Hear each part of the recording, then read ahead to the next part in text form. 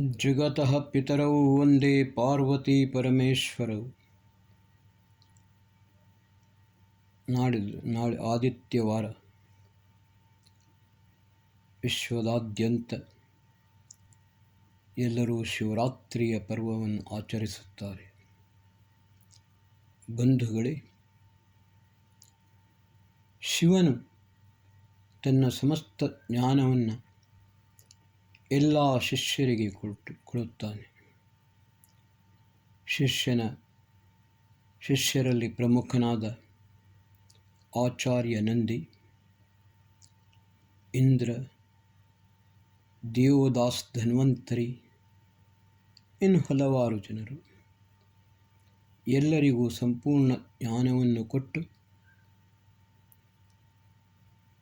ಶಿವನು ಧ್ಯಾನಸ್ಥನಾಗುತ್ತಾನೆ. ಬಂಧುಗಳೇ, ಶಿವನು ಧ್ಯಾನಸ್ಥನಾದ ನಂತರ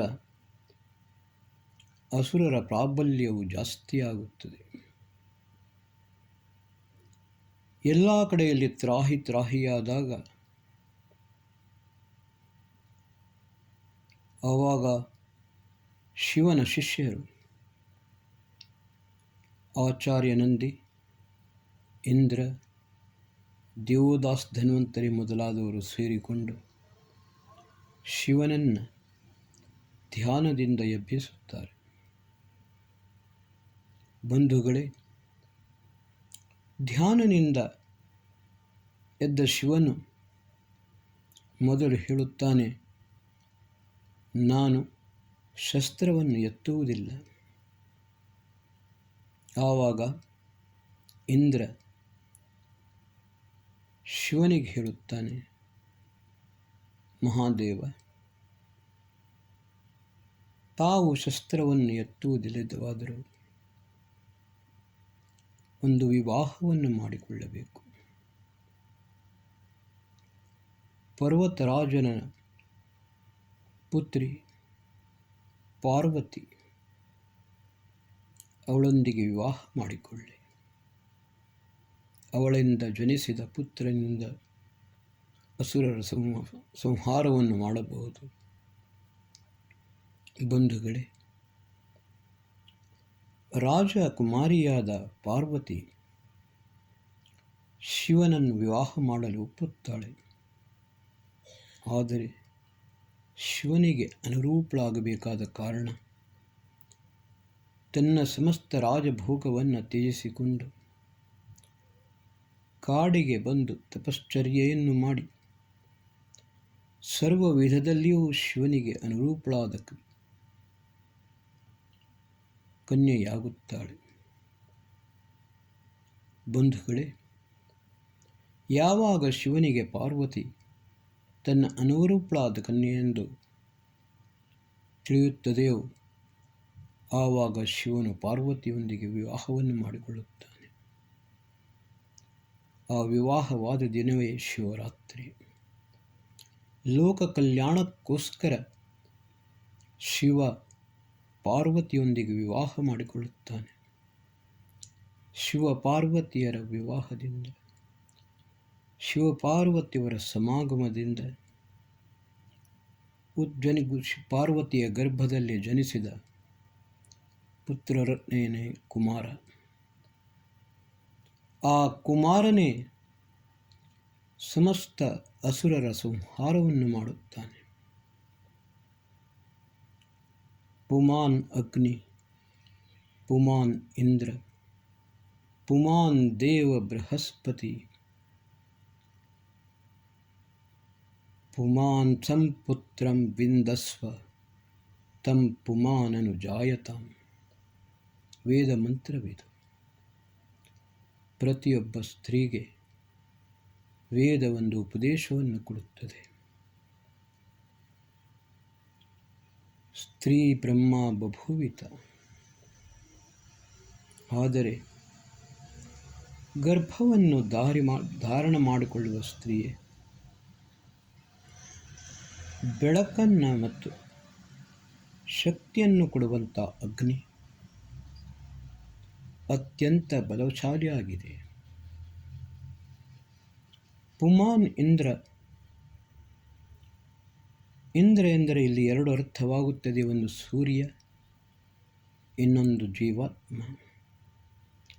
ಸೂರ್ಯನು ಬಲಶಾಲಿಯಾಗಿದ್ದಾನೆ, ಆತ್ಮ ಬಲವಂತವು ಅತ್ಯಂತ ಉತ್ಕೃಷ್ಟವಾದದ್ದು.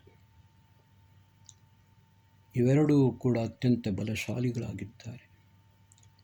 ಪುಮಾನ್ ದೇವ ಬೃಹಸ್ಪತಿ, ಸರ್ವಶಕ್ತನಾದ ಪರಮಾತ್ಮ.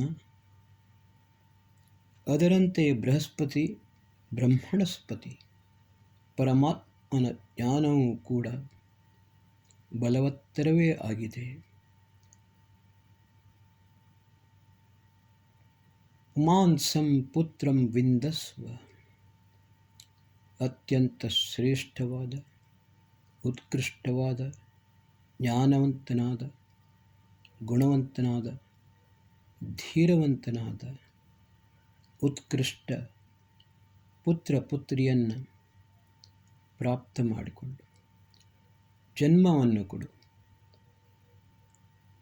ತಂ ಪುಮಾನ್ ಅನುಜಾಯತಾಂ, ಕೇವಲ ಒಂದು ಪುತ್ರ ಪುತ್ರಿಯಲ್ಲ, ಮುಂದೆ ನಿನ್ನ ಗರ್ಭದಲ್ಲಿ ಜನಿಸುವ ಪ್ರತಿಯೊಂದು ಮಗುವೂ ಕೂಡ ಅದು ಉತ್ಕೃಷ್ಟವೂ, ಧೀಮಂತವೂ, ಗುಣವಂತವೂ, ಧೈರ್ಯವಂತವೂ, ವೀರವಂತವೂ ಆಗಲಿ. ಬಂಧುಗಳೇ, ಈ ಮಂತ್ರ ಪ್ರತಿಯೊಬ್ಬ ನಾರಿಗೆ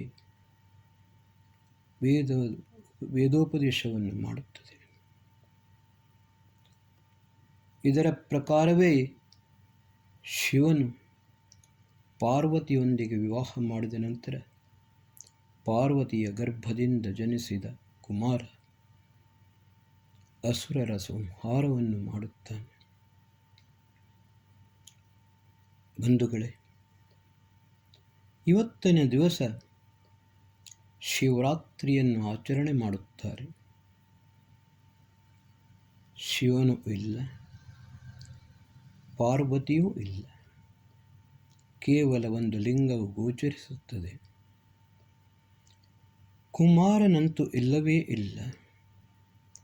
ಏಕೆಂದರೆ ಕುಮಾರನನ್ನು ಷಣ್ಮುಖ ಎಂದು ಹೇಳುತ್ತಾರೆ, ಇದು ಸುಬ್ರಹ್ಮಣ್ಯ ಎಂದು ಹೇಳುತ್ತಾರೆ. ಸುಬ್ರಹ್ಮಣ್ಯ ನಾಗನಾದ. ಆಶ್ಚರ್ಯವಾಗುತ್ತದೆ. ಅದಕ್ಕಿಂತಲೂ ಮುಂದುವರೆದು ಇನ್ನೊಂದು ವಿಷಯವನ್ನು ಹೇಳುತ್ತಾರೆ. ಅರ್ಚಕಸ್ಯ ಪ್ರಭಾವೇನ ಶಿಲಾ ಭವತಿ ಶಂಕರ. ಅರ್ಚಕನ ಪ್ರಭಾವದಿಂದ ಶಂಕರನು ಶಿಲೆಯಾಗುತ್ತಾನೆ. ಪತ್ರಿಕೆಯಲ್ಲಿ ಇದನ್ನು ನೋಡಿ ನನಗೆ ಬಹಳ ಆಶ್ಚರ್ಯವಾಯಿತು. ಧೂರ್ತರು, ಮೂರ್ಖರು ಬಾವಿಗೆ ಬೀಳುವುದು ಮಾತ್ರವಲ್ಲ, ಇತರರನ್ನು ಕೂಡ ಅಜ್ಞಾನದ ಕೂಪದಲ್ಲಿ ತಳ್ಳುತ್ತಾರೆ. ಮಹರ್ಷಿ ದಯಾನಂದ ಸರಸ್ವತಿಯವರು ನಿಜವಾದ ಶಂಕರನ ಸಾಕ್ಷಾತ್ಕಾರವನ್ನು ಮಾಡುವುದಕ್ಕೋಸ್ಕರ ಗೃಹತ್ಯಾಗವನ್ನು ಮಾಡಿ ಸಂಪೂರ್ಣ ವೇದಶಾಸ್ತ್ರಗಳ ಅಧ್ಯಯನವನ್ನು ಮಾಡಿ ಲೋಕಕ್ಕೆ ಈ ಸತ್ಯ ಜ್ಞಾನದ ಅರಿವನ್ನು ಮಾಡಿಸಿದರು. ಅದಕ್ಕೋಸ್ಕರ 18 ಬಾರಿ ಅವರಿಗೆ ವಿಷಪ್ರಾಶನವನ್ನು ಮಾಡಿಸಲಾಯಿತು. ಬಂಧುಗಳೇ, ಇಷ್ಟು ಮಾಡಿದರೂ ಕೂಡ ಇವತ್ತಿನ ದಿವಸವೂ ಜನರು ಇನ್ನೂ ಸರಿಯಾಗಿ ಎಚ್ಚೆತ್ತುಕೊಳ್ಳಲಿಲ್ಲ. ಮಹರ್ಷಿ ದಯಾನಂದ ಸರಸ್ವತಿಯವರು ಸಂಸ್ಕಾರ ಬಿಸಿಯಲ್ಲಿ ಹೇಳಿದ ಪ್ರಕಾರವೇ ನಾನು ನಿಮಗೆ ಹೇಳುತ್ತಿದ್ದೇನೆ. ಅದರ ಒಟ್ಟಿಗೆಯೇ ಗುರುಕುಲ ಕಾಂಗ್ಡಿ ವಿಶ್ವವಿದ್ಯಾಲಯದ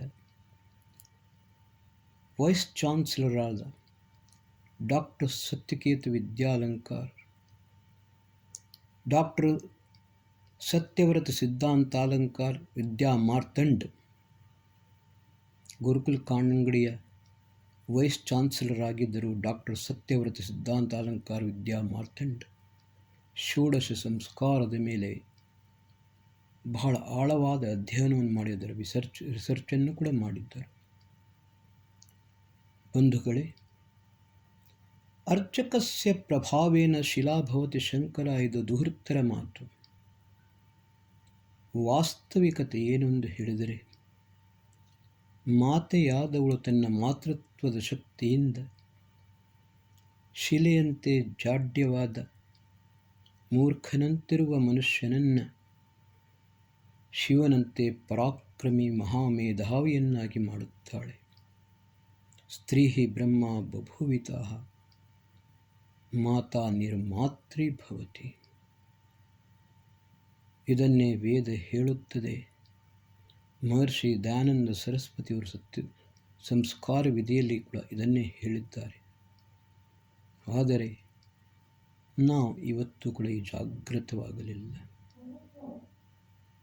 ಬಂಧುಗಳೇ, ಒಬ್ಬ ಋಷಿ, ಬಹಳ ದೊಡ್ಡ ಋಷಿಯಲ್ಲ, ಮಹರ್ಷಿಯಾಗಿದ್ದರು. ಹಲವು ಶಿಷ್ಯರಿದ್ದರು ಅವರಿಗೆ.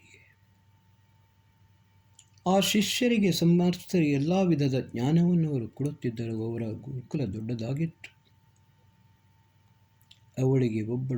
ಅವರಿಗೆ ಒಬ್ಬಳು ಪತ್ನಿಯಿದ್ದಳು. ಆ ಪತ್ನಿಯ ಹೆಸರು ಮದಾಲಸ. ಮದಾಲಸಾಳಿಗೆ 7 ಮಕ್ಕಳಾದರು, ಗಂಡು ಮಕ್ಕಳು. ಯಾವಾಗಲೂ ಅಧ್ಯಯನ ಮತ್ತು ತಪಸ್ಸೆಯಲ್ಲಿ ನಿರತರಾಗಿದ್ದ ಋಷಿಗೆ ತಿಳಿಯಲೇ ಇಲ್ಲ. ಅವರ 7 ಮಕ್ಕಳು ಕೂಡ ಋಷಿಗಳೇ ಆದರು. ಆವಾಗ ಋಷಿಗಳು ಮದಾಲಸ ಯತ್ರ ಬ್ರಹ್ಮಚ ಕ್ಷತ್ರಂ ಚ ಉಭೌ ಶ್ರಿಯಮಶ್ನುತಾಂ ತಂ ಲೋಕಂ ಪುಣ್ಯಂ ಪ್ರಜ್ಞೇಯಂ. ಕೇವಲ ಋಷಿ, ಸನ್ಯಾಸಿ, ಸಾಧು, ಸಂತರಿಂದ ಈ ವಿಶ್ವವು ನಡೆಯುವುದಿಲ್ಲ. ಬ್ರಾಹ್ಮಶಕ್ತಿ ಮತ್ತು ಕ್ಷಾತ್ರಶಕ್ತಿ ಒಂದಾಗಿಕೊಂಡು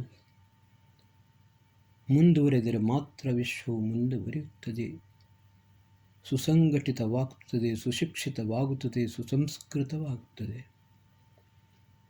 ಆದರೆ ನೀನು ಮಾಡಿದ್ದು ಏನಮ್ಮ? 7 ಪುತ್ರರನ್ನು ಕೊಟ್ಟಿದ್ದೀಯ, ಆದರೆ ಎಲ್ಲರೂ ಋಷಿಗಳಾದರು. ಮದಾಲಸಾಳಿಗೆ ಅರ್ಥವಾಯಿತು